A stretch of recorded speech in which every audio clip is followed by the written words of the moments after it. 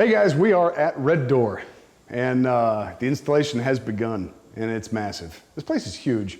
So we're in a staging area right now, and you can start to see, well, some blasts from the past. If you've actually been following all this stuff, which you're insane if you have, but look, a Stella and spaceship consoles. That's cool.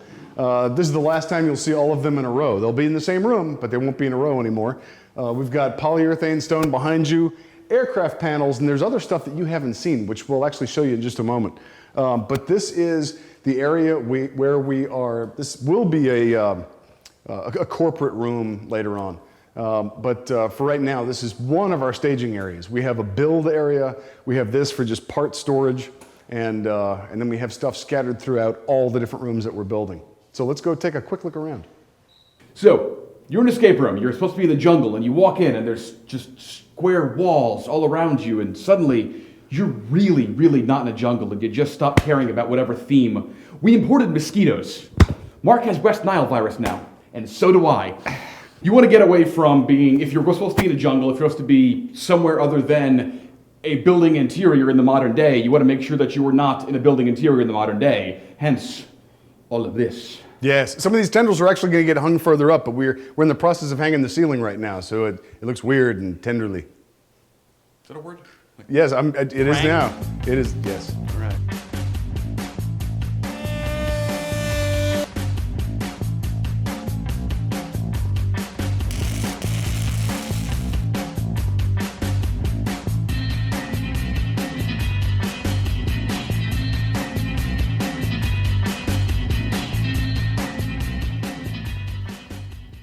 Okay guys, so we're going to talk a little bit about immersiveness and how we get there from here. We're going to start out in this room because this is where we start. The first thing we did was do a very quick gestural mural on the walls.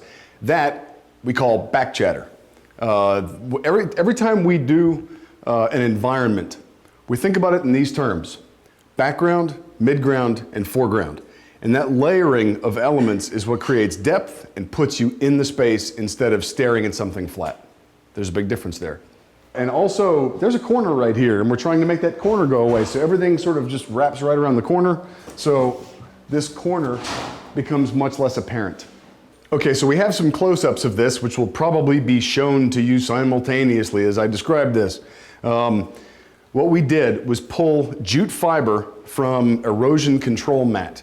It's $100 a roll. A roll is, I believe, 100 yards long. So it's 300 feet long, 4 feet wide, and probably weighs about 100 pounds. So it's a very economical way to create texture, and it's very natural, and it doesn't have any chemicals in it and stuff like that. So we take some of the long strands, 14 feet long in this case, and strip those out. So we have 14-foot long pieces of irregular jute or sisal or whatever it is. Anyway, we bought vines that had detachable leaves. Those leaves were attached using a barb. I got those specifically because that way they could hook into this jute. Every foot or so, we hooked in a leaf set into the jute, then pulled the jute through a tub full of brown or black silicone exterior caulk. And then from that tub, we put them into a larger tub of coconut fiber, just ground coconut fiber. All these things are cheap. Now, it takes some time to do this stuff, and we did well over 100 of these vines. A couple of days work just making vines. But they're brilliant looking. This will hold up to, if you put this in somebody's garden, they wouldn't know that it wasn't real. In front of our gestural mural, this back chatter camouflage, we actually even drew trees and a skyline in it so that you have a fake horizon that is viewable through the jute. The jute is then hung on standoffs a couple inches in front of the wall, so it's not hanging flat on the wall. Again, trying to create depth and parallax to make you feel like you're in a space, not in a room. And then through that jute, we cut it, irregularized it by tearing at it and stuff like that. We wove bundles of jute that are larger than the regular strands. Then we wove in our vines.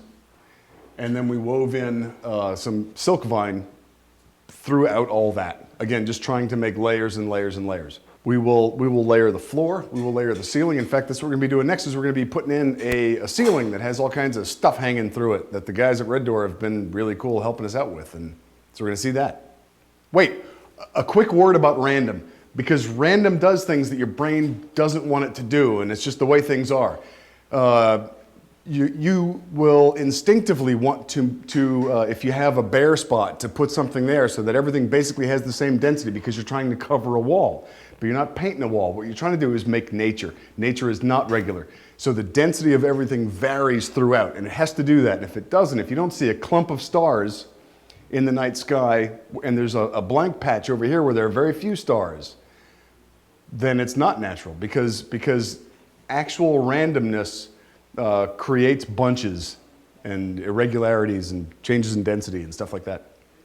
The thing with lighting design as part of a immersive environment is that you have done your job best when no one knows you've done it at all.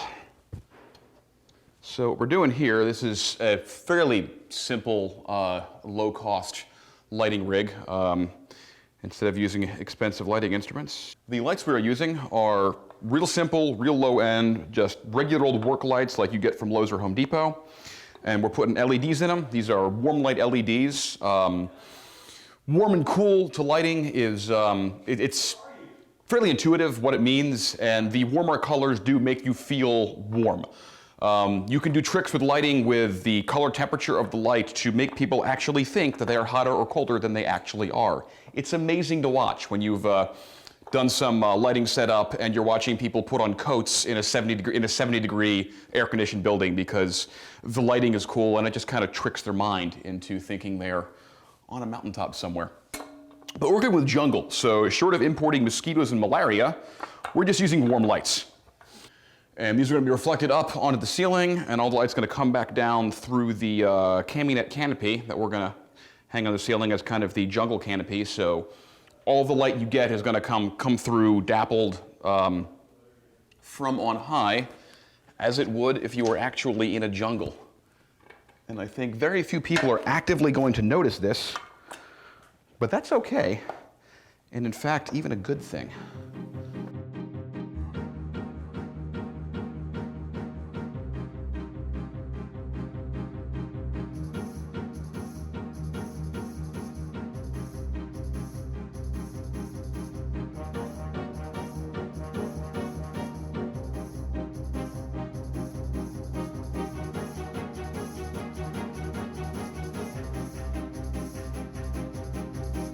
Okay, so what we have been doing is the guys from Red Door did a primary interlace of this jute into this camo net to give us a lot of depth and texture.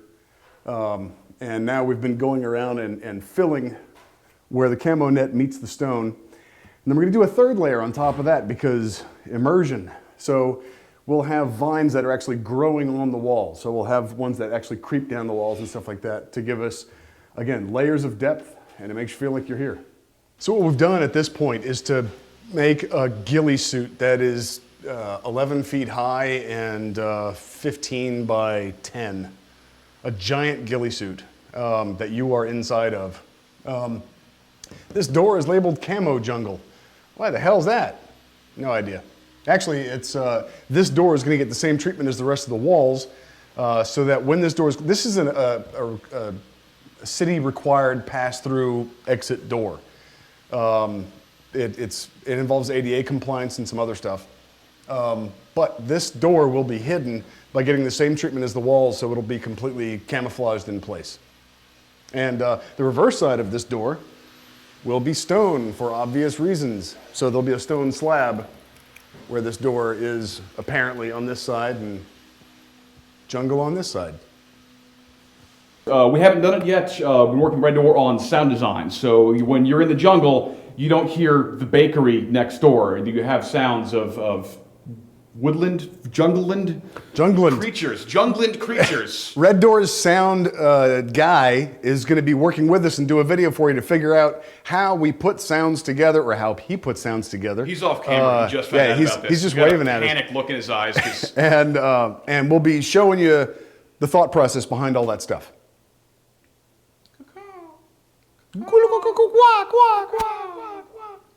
That's good. Very soon, probably next week, we're gonna show you more detail stuff. We're gonna dive a little bit deeper. So right now we're just showing you some elements. We're gonna go a little bit more hardcore. So be there for that. Not even sure what that is yet, but we're gonna figure it out and then do it and you'll see it. It's pretty cool.